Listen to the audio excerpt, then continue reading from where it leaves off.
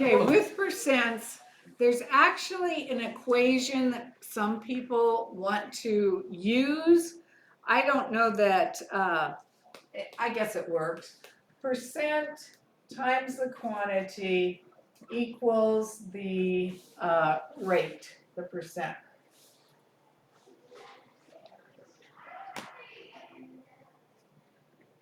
Yeah, well, it equals the number you're looking for.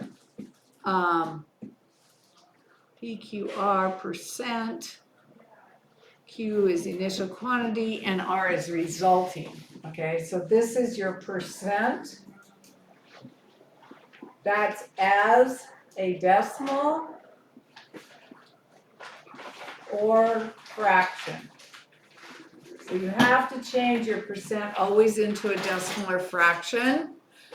Most calculators also have a percent button, so you can just put the percent button in and use that if you're using a calculator. Or you could divide it by 100. This is your original quantity. Yes, that's the fraction. That's the way you do it. Both by a fraction. And this is your resulting amount. Okay, so, whoops, Q stands for quantity, R stands for result. Okay, that's really what you have there. Okay. Before you can use this equation, one of the things is to think about what does the percent really mean. Okay, and that's kind of an interesting thing because sometimes we have percentages that increase our quantity. So if it's a percent increase, then you take and it's 100% plus the given increase. And we'll talk about this. But to use this equation efficiently, that's really what we want to do. Sometimes the percent are decreases. And that's when we take 100% minus the given decrease. We're going to talk about this in a moment, okay? These get to be actually the more useful types of percents when it's a percent increase or a percent decrease, because then you can use this 100% plus or the 100% minus, okay? But they're going to start out in this chapter just asking questions like this, okay? What percent or 30% of 62 is what? Okay, so what you have to decide is, do you have the original number or do you have the resulting amount? What are you looking for here? So if I read that question, 30% of 62 is what? Okay, am I given the original or what am I trying to find? Matt? What it equals. What does that mean? I'm looking for the We're result. trying to find 30% times 62 equals what? Okay, so we're looking for the resulting amount, okay? Yeah. So we have the percent, we do have the original number, because it says of 62, that's our original number. If it said is a number, that would be the result, okay? So this is P, this is Q, this is R, we times, and that is stands for equals. The is always stands for equals. Okay. So notice, it just fits our equation right there. So 30%, what is that as a decimal? Anybody tell me? Yes. 0.3. Yes, it's 0.3. Okay. Or if you wanted to put 0.30, that's fine, because we're always putting the last digit there into the hundredths place. Okay. How else could I write that as a fraction? Yes. 30 over 100. That's correct. As a fraction, this is 30 over 100, because percent per cent. If you think of cent, how many cents are in a dollar, how many years are in a century, how many Roman soldiers was in a centurion. Okay, if somebody was a centurion, how many Romans That's were what there that in meant. there? Yes. That's cool. What number is cent stand for? 100. 100. So this is That 30 century. per 100. Because there's 100 years in a century. There are 100 cents in a dollar. There's 100. There's 100 centimeters in a meter. Centimeters in a There's meter. 100 There's 100 legs on a Cent- centipede. soldiers in that a centurion has over. So that's a group of 100 soldiers. Okay, so all of those mean 100. So whenever you see 30%, it's 30 per 100, which is that fraction.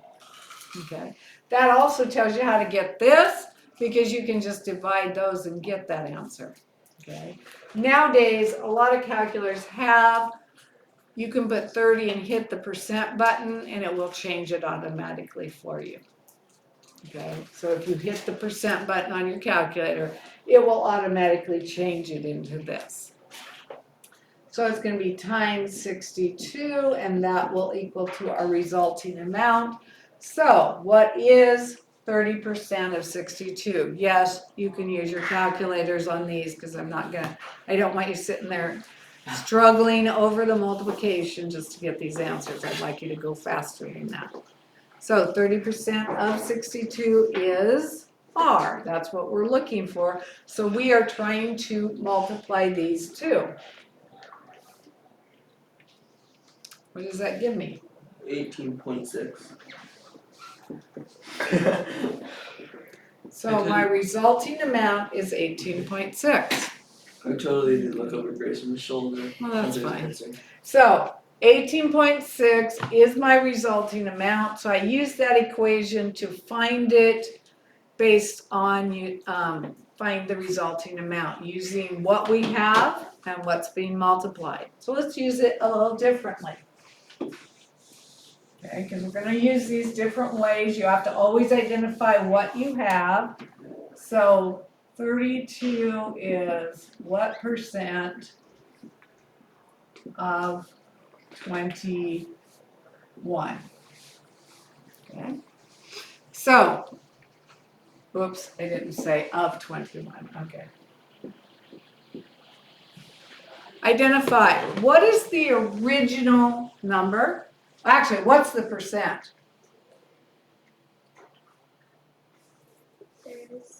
There isn't. We're looking for the percent, aren't we? It says what percent? That's a question. What percent? It means I'm looking for the percent.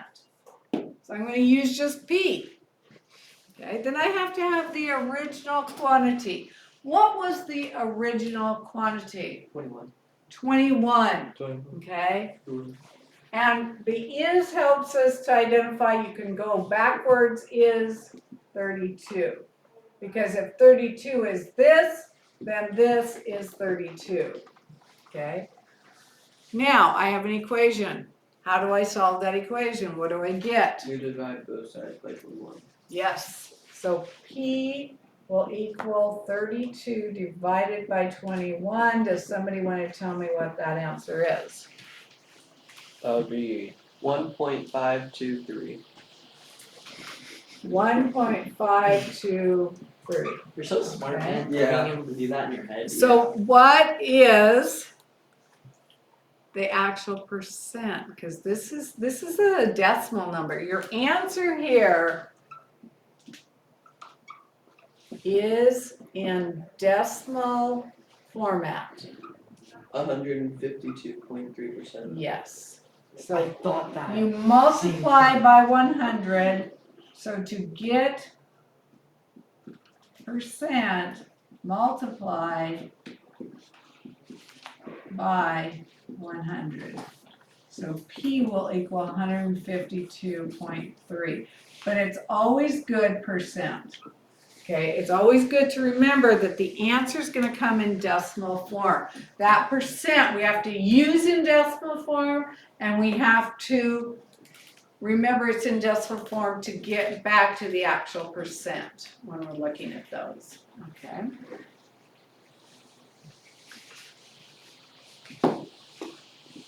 So now we're going to talk about something else. Okay, something we use a lot here is sales tax.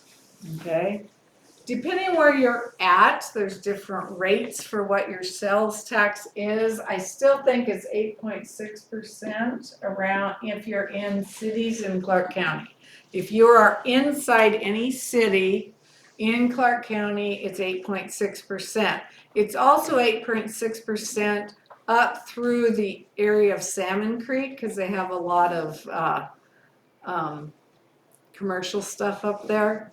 If you see any major commercial stuff, it's usually within the sales tax portion where they charge more sales tax, okay? If you're out in the country where there's really not a whole lot of things, they charge less sales tax, yes. So in like New York City, what would the sales tax be? I have no idea, it depends on what, so every state is different. Some states charge sales tax, some don't. Yeah, like Oregon doesn't charge. Oregon sales tax. doesn't, but they charge income tax. So they tax your income just like the federal government taxes your income. Okay, this is considered a use tax or a consumer tax. It's actually probably more fair than an income tax because rich people don't always have to declare all their income until they actually sell it. Okay, and so that makes a problem that they don't actually end up paying as much. But sales tax, richer people are going to buy more expensive things.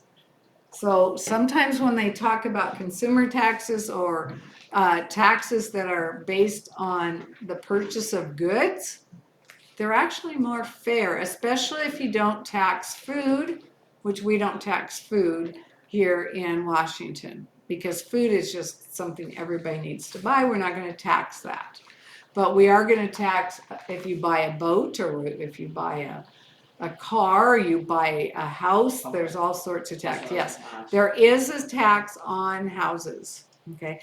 It's usually called excise tax instead of sales tax, but it basically is sales tax, okay? That's what, whenever you sell something, except for food, and not all foods, junk foods are not really considered foods most of the time, so some foods are taxed, okay? So like, if you were to buy a thing in Cheetos, that would be taxed? I don't know, I can't remember on those specifics.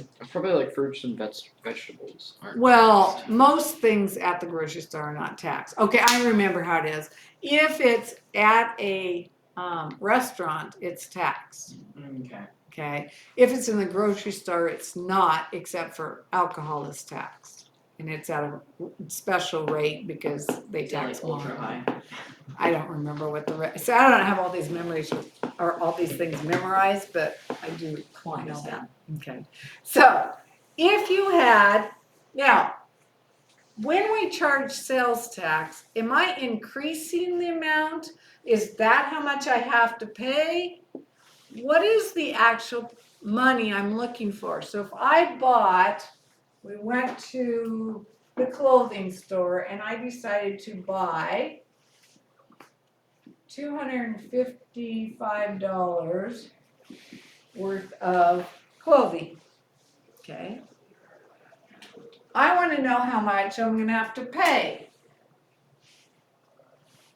And remember that I want to know there's a difference between how much I want to pay and how much the sales tax is. Okay, so think about that. It's two different ways to find it. Sales tax is just 8.6% of 255 is question mark. Okay, that's sales tax. But if I want to know how much I have to pay, then I am actually increasing this amount by how much? I'm increasing by what? By 108.6%. Yeah, because remember, I'm going to increase it, aren't I? My price will be more. Just think about it. My price will be more. So I have to pay 108.6%. So you add the 100. Do you know why you add the 100? You're adding your original cost back in. That's what the 100 represents, is the original cost. The 8.6 is the sales tax. So what I want to pay, it's 108.6% of 255. So a good question is to ask yourself, are you just trying to find the sales tax? Are you trying to find how much you have to pay? And if I'm trying to do the payment part, it is an increase. I already have 100% of it, and I'm adding 8.6% to that 100%. So let's just see what we get on both of these. Let's do sales tax. So 8.086 times 255 equals R. This, why is 0.086 the actual percentage there? So we divided it by 100. Yes, I divided this by 100. Oh no, 8.6 by 100, and that gives you 0.086. So I multiply these two together. Give me a calculated answer because I don't feel like doing this in my head. Someone? I believe that would be 11.68. 11.68 is the result. That is equal to the sales tax. That's not how much you pay. That's just what the sales It's tax actually was. 21, not 11. It's 21. Thank you. These people have to tell me the right numbers. Okay. For payment, or how much I have to pay, it's going to be 1.086 times 255 is equal into the result. Okay, because I am going to pay the 100% of 255 and I'm going to pay the 8.6%. So I add the two together and I get, so 108.6 divided by 100, it gives you 1.086. You can do that on your calculator if you're not quick at moving the decimals. Okay. What do I get for an answer? Yeah. 276.68. 276.68. Now, if that's true, if I add 255 plus my sales tax, these should be equal, right? So 255 plus 2168 does equal 276.68. Okay, so there's two ways you can actually find it. You can say, okay, my sales tax is 2168, then add that to the 255, and you get the amount you pay. Or the easier way is to do this. Okay. So one thing that's given quite often, I always like these, okay, is when they talk about taxes. Property taxes, excise taxes, there are taxes of every kind. Most taxes there are, if you own a business and you are working with a business, you have to pay business and occupation tax. That's just for being in business. On everything that you sell, you have to pay a tax on that. It's all different. The taxes are all different depending on what type of company you are. So if you're an accounting company, okay, then their business and occupation tax, ones where they just have to do because they're working, they have to pay a certain amount. If you're a construction company, you have to pay a certain amount. If you're a person doing education that you own the business, like here, Miss Sagert and Miss B own the HL Learning Center. They have to pay a certain amount of business and occupation taxes.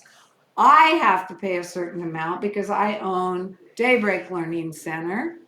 And so I have to pay on just the money I make for Daybreak Learning Center, I have to pay a business and occupation tax on that. So when I'm charging my money, my fee for people, I have to include all those taxes. Plus I have to pay Social Security and stuff like that. Yeah. My sister's starting an Etsy shop and I'm gonna sell stuff on it, so I have to pay her Yes. to sell stuff. Yep, you do. Yes. So that's how it works because all of that is combined in there. Okay. So that's why I say when you read tax measures, which I just voted today, and so there are tax initiatives. I don't remember any specifics, but sometimes they will say it's a 10% increase. Okay. So if they say that this new tax is a 10% increase over the last time, that doesn't mean you're only paying 10%. So if it's a 10% increase over the last property tax, let's say, then what you have to do is find out what is the original property tax, whatever it was, and add 10% to it. So let's say the original property tax was 25% of whatever you're paying, okay? And now it's a 10% increase, so we're gonna add the 10% plus the 25%. Now our new tax is gonna be 35% of whatever I'm taxing, okay? And that's tricky. They do that in school bonds. They'll say this is a 10% increase. Some people read that as just 10% tax. And it's not just a 10% tax. It's 10% over whatever they paid the last time. Okay, and so this is very important for you to remember when you have an increase, it's being added to whatever the original or the last time was. Me and my dad were actually just talking about increases in percents the other night Yes, because there was that one sailors union or whatever and they went on strike and they said we want an 8% increase over like 10 years or whatever, like 8% each year. yes. And we were talking about how crazy that is because that 8% keeps stacking on.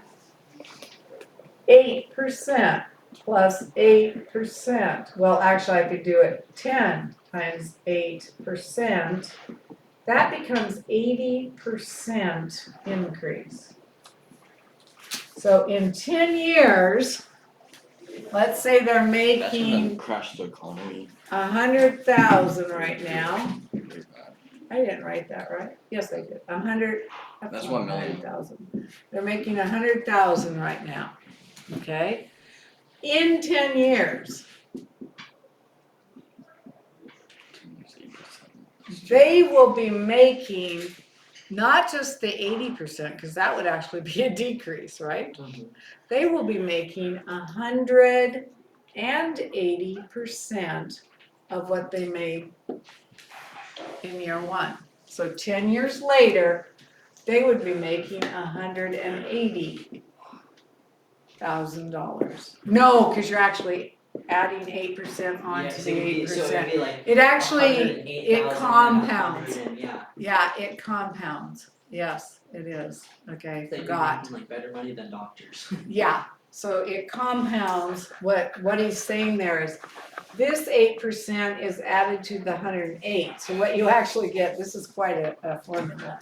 This is, well, you can do it as 108% of 8 plus the next would be 100, and so the last one, 160% times 8, And so it goes up exponentially. This is called compounding. It's compounding as you're going up. We're talking about if you get an 8% increase each year for the next 10 years, Yeah, how it goes up very right, exponentially. does the 8 start multiplying each year? Yes. Okay, I was gonna say the Yes. answer's 12, but I didn't think. No, the answer's not 12, sorry. So anyway, yeah, so that gets to be quite a lot. So to understand what people are saying, you have to really break down what they're saying in the news. And these are all realistic things because a lot of people do it incorrectly, okay? Now, it also depends on how they word it. You have to be very careful to read the wording of stuff. So let's go ahead. Oh, if it's a decrease, like say your property value was decreased by 10% last year, which happens. Our values do go down. Some of our values go up, okay? But if it's decreased by 10%, then, okay, your value is no longer, the fast way to find your value is that it's 100 minus the decrease, so it's 90% of your original value. So say your home was valued at $350,000 right now. That's actually a very low price for a house right now in Clark County. That's extremely low. It's probably more on the average of 650,000. Okay, we'll change that but let's say your house value went down by 10% this year. So if it went down by 10%, that means my value is 90% of 650,000. Because if it went down, it's no longer 100% of it. It's not this, but it's 10% less than that. So that would mean 90%. So if it's a decrease, you want to subtract it to find out what percent is the value right now. And so what is 90% of 650? You can see how much 10% is. Grayson? Go ahead and use your calculator. Where the calculator? 0.9 times 650. Yes. 585,000.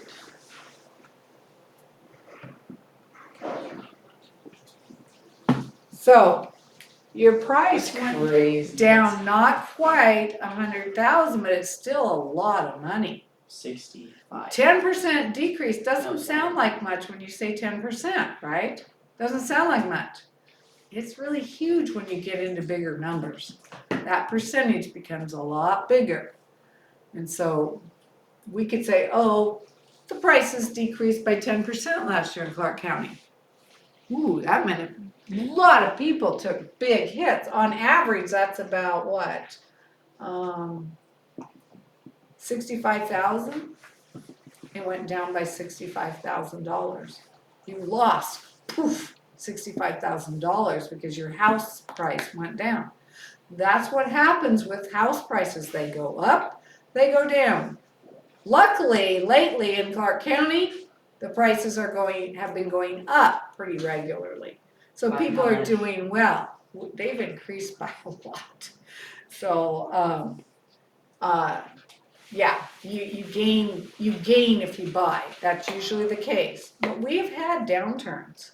In 2008, there was a really big downturn. And people were letting their house go because they owed more on their house than what it was worth anymore. So they just gave it back to the bank.